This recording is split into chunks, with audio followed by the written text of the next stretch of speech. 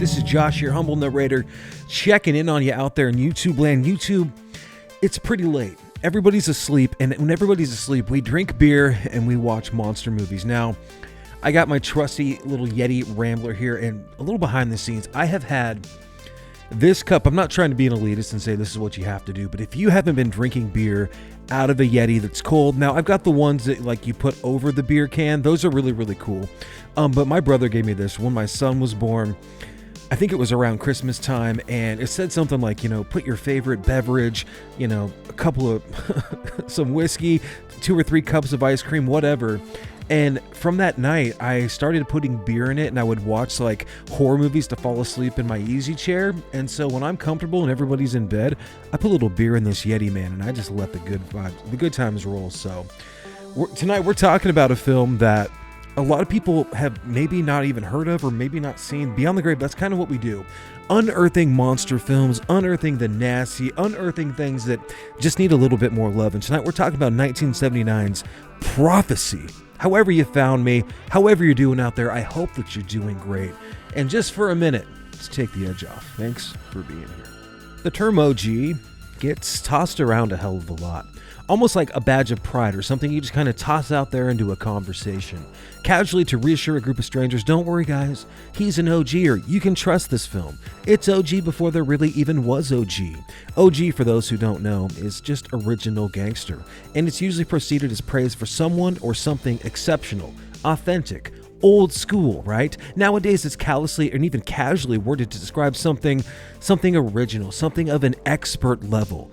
And believe me, when it comes to John Frankenheimer's 1979 monster movie Prophecy, it's about as OG as it gets. The Prophecy, not to be confused with the excellent Christopher Walken series, opens with heavy panting and ragged breathing with a pack of bloodhounds hot on the scent on the trail of a monster with the swelling of horns and an excellent score.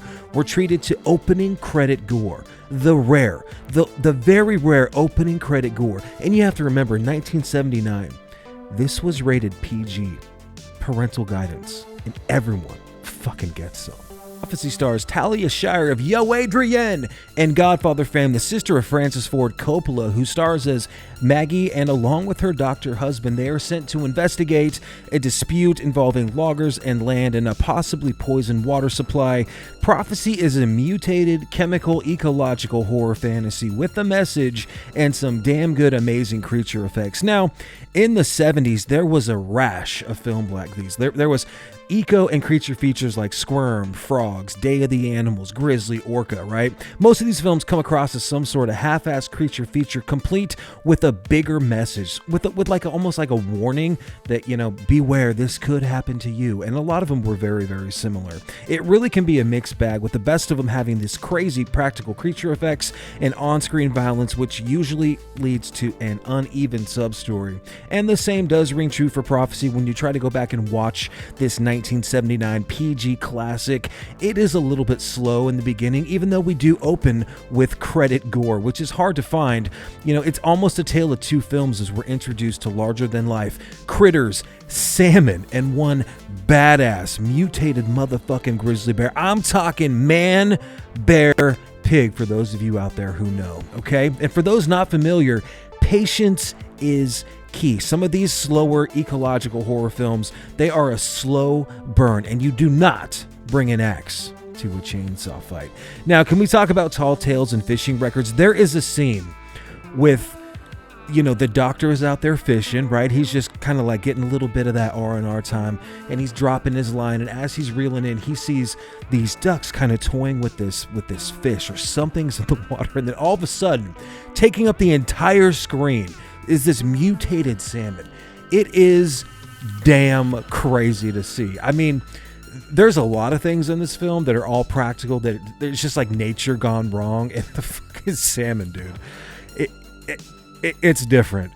It's something else. So, we also get our doctor with a turtleneck and elbow patches. And unfortunately, for uncultured fellers like me, even if I wanted to fit in with the fancy folk up there in Maine solving these mutated creature problems, it still cost me $896.75 for a turtleneck with elbow patches. I don't get it in this film, but that's what they want to wear. That's fine. Everybody's different. Whatever you need to wear to fend off a giant raccoon that moseys up into your cabin. Did I mention in the prophecy that the nearby lake, everything is bigger, badder, and more fucking fun? I'm talking everything, dude. Now, instead of boring you with like a bunch of plot and what actually happens and how it's maybe culturally insensitive, how it has Armand Asante, how it's got the dude from The Thing in it, it's got the girl from Ernest Goes to Camp, so it automatically gets a couple of bonus points, right?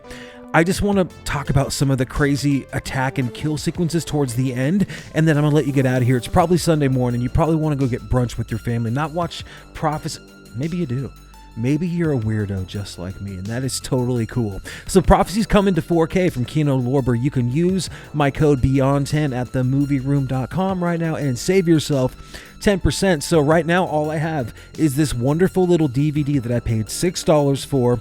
Still looks good. You can find this on Prime still, but on 4K, I think it's going to look great. I think the colors of that bear are going to pop.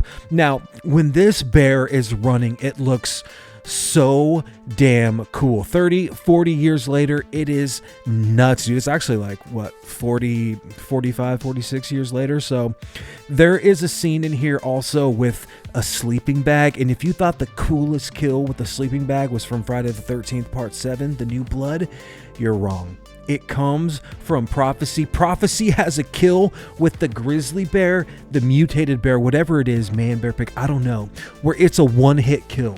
It just takes this dude, throws it up against this log, and it's just like a fucking pile of feathers. It is so amazing. It is so cheesy. It is so bad. It's perfect, and it's PG.